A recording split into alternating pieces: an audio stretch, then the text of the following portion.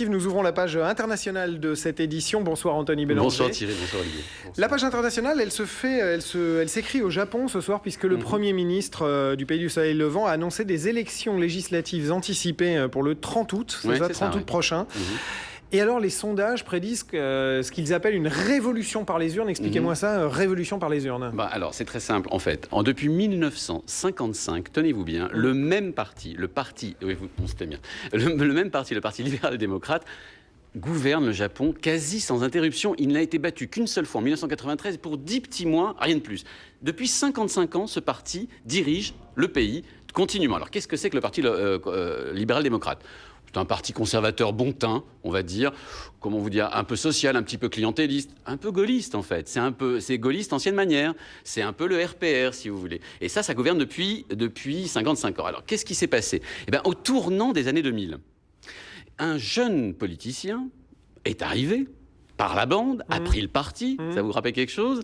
Peut-être pas, hein, avec un Z dans son nom. Enfin bref, il a Koizumi. pris... Voilà, exactement. Koizumi, il a pris le parti, lui a donné un virage ultra-libéral, est devenu Premier ministre en 2001. Ça a duré 5 ans et demi, ce qui au Japon est quasi un record. C'est le 3e plus long règne d'un Premier ministre japonais.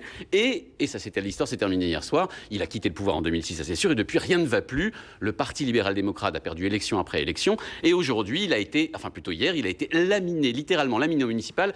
Et c'est pas rien. Il a perdu la capitale, Tokyo. C'est notamment à cause de ça que le Premier ministre actuel, Taro Aso, a appelé à des élections. Alors, pour vous donner un petit exemple, Taro Aso, qui est l'actuel Premier ministre, est à moins de 20% dans les sondages de cote de popularité. Pourquoi il est descendu si bas ? Mais parce que le parti, en fait, depuis qu'il gouverne depuis très longtemps, a perdu petit à petit sa crédibilité, notamment à cause de la crise, tout simplement. La crise a frappé le Japon, et ce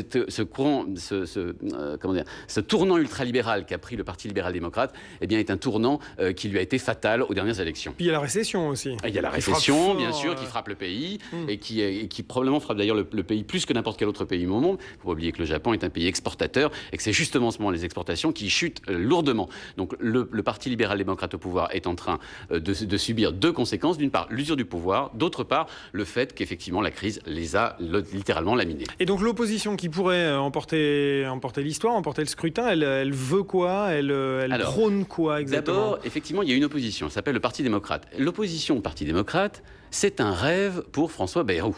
Pourquoi ?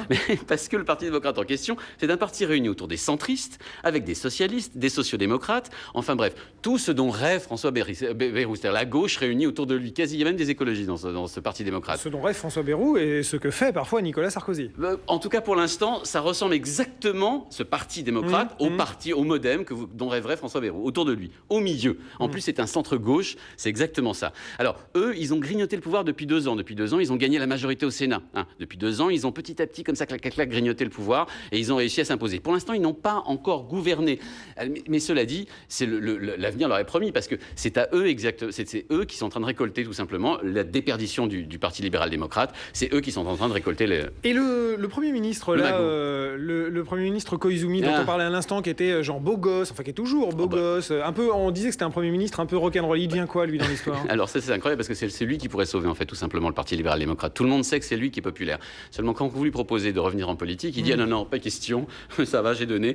Il a gagné les élections, les dernières élections, il les a gagnées en 2005 haut la main, mais vraiment haut la main, avec un score quasi historique. Il est parti en 2006 et depuis, on le retrouve dans les bars de Tokyo, un petit peu chaud d'ailleurs. Les journalistes le retrouvent régulièrement. Si, il sort, il s'adonne à ses 2 passions qui sont le heavy metal, mais oui, et l'opéra.